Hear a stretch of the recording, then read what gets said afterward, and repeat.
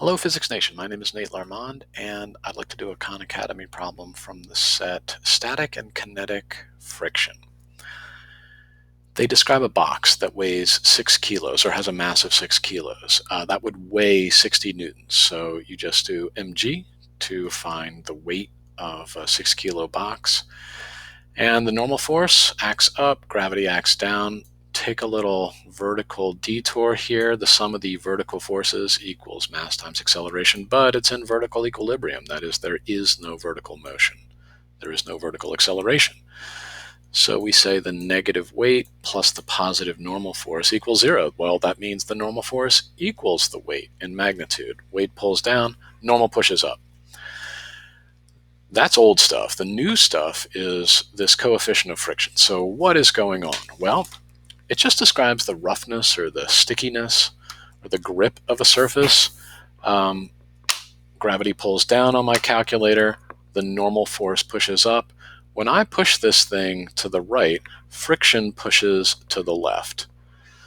If I push it at a constant velocity, that's called the dynamic friction force. If I push it before it moves, that's called the static friction force. And mu is just the ratio. All you do is the friction force divided by the normal force. So it's a proportion.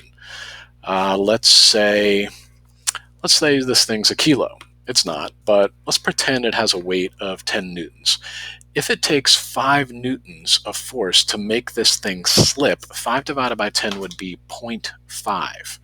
That is, the friction force necessary to make it move would be half of the normal force in between the two surfaces. And that's called the static coefficient of friction, this ratio. So in order to find the friction force, all you do is multiply both sides by normal, and you do the static coefficient of friction multiplied by the normal force, except be careful. The static coefficient of friction multiplied by the normal force is actually the biggest friction force you can get before it slips. So the static friction force matches the push until it moves. So like if I apply 10% of the normal force, no motion. 20% of the normal force, no motion. 40% of the normal force provides the biggest friction force before it slips. But anything greater than 40% of the normal force, and this thing is going to move. And so that's our first job. What is 40% of the normal force? So that's right down here. 40% of 60 is 24.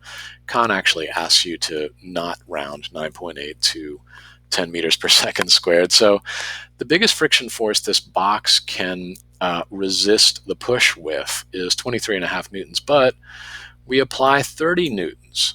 So that's greater.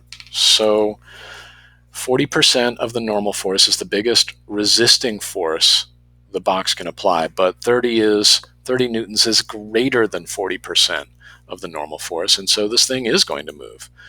Pardon my scrolling. That brings us to the second half of this problem. If you know it's moving, then you have to use the kinetic or dynamic coefficient of friction. So if there is a relative velocity between the two surfaces, you use the kinetic or dynamic coefficient of friction, and that is 20% of the normal force. So 20% of 60 newtons is 12 newtons, or 11.76 if you're not rounding. And so now we go to Newton's second law in the horizontal direction. The sum of the horizontal forces equals mass multiplied by the horizontal acceleration. So all you do is 30 minus 12, basically, that's 18. The net force is 18 newtons when you add the positive 30 and the negative 12 from friction. And then all you do is divide both sides by the 6 kilo mass. 18 divided by 6 is 3 meters per second squared, or a third of a g of acceleration. Thanks for watching. See you in the next video.